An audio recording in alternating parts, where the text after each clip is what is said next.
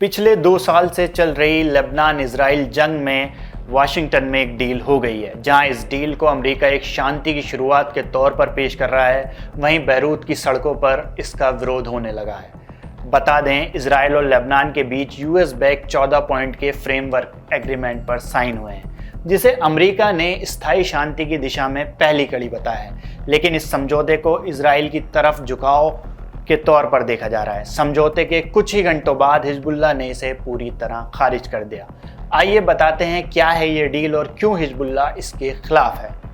26 जून को साइन हुए ये 14 पॉइंट फ्रेमवर्क इजराइल और लेबनान के बीच सीधी बातचीत और अमेरिकी मध्यस्थता पर आधारित है। इसका दावा है कि ये संघर्ष को ख़त्म करने और दोनों देशों के बीच शांतिपूर्ण संबंध स्थापित करने का इरादा रखता है। लेकिन इसमें सबसे बड़ा विवाद है इजराइल की सेना की दक्षिण लेबनान से पूरी तरह वापसी की शर्त ना होना। समझौते में इजरायली हमलों के पूरी तरह बंद होने की बात भी नहीं है। समझौते के तहत लेबनानी सेना पहले पायलट जोन पर कंट्रोल करेगी, फिर हिजबुल्लाह को डिसआर्मेंट करेगी, यानी उसके हथियार सरेंडर कराएगी। इसके बाद ही इजराइल धीरे धीरे अपनी सेना वहां से पीछे हटाएगा। यानी हिजबुल्लाह के खात्मे की शर्त पर इजराइल की वापसी टिकी है, लेकिन हिजबुल्लाह इस पर तैयार नहीं है। उसका मानना है कि लेबनान की सुरक्षा के लिए उसके हथियार जरूरी हैं। हिजबुल्लाह ने लेबनान की सरकार को सीधे धमकी दी है, अगर इस फ्रेमवर्क को लागू करने की कोशिश की गई तो लेबनान की सड़कों पर खून बहेगा। लेबनान ने हिजबुल्लाह के वरिष्ठ सांसद हसन फदुल्लाह ने इस समझौते को नागरिक युद्ध का न्योता बताते हुए पूरी तरह खारिज कर दिया।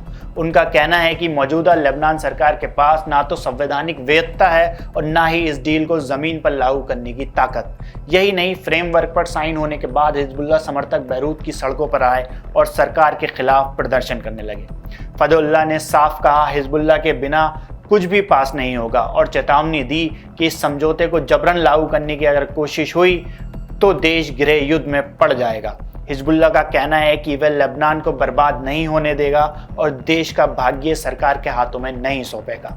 उनका मानना है कि यह समझौता इजराइल को लेबनानी धरती पर बने रहने का मौका दे रहा है। वहीं समझौते के बाद अमेरिकी विदेश मंत्री मार्को रूबियो ने इसे शांति की शुरुआत करार दिया, लेकिन जब तक इजराइल की पूरी वापसी की गारंटी नहीं है और हिजबुल्लाह अपने हथियार छोड़ने की तैयार नहीं है, ये डील कागजों तक ही सीमित रह सकती है।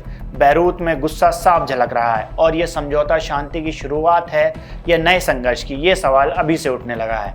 आप हमें बताइए, आप इस पर क्या राय रखते हैं? क्या सच में इस समझौते के बाद लेबनान में शांति आएगी या हालात और बिगड़ जाएंगे?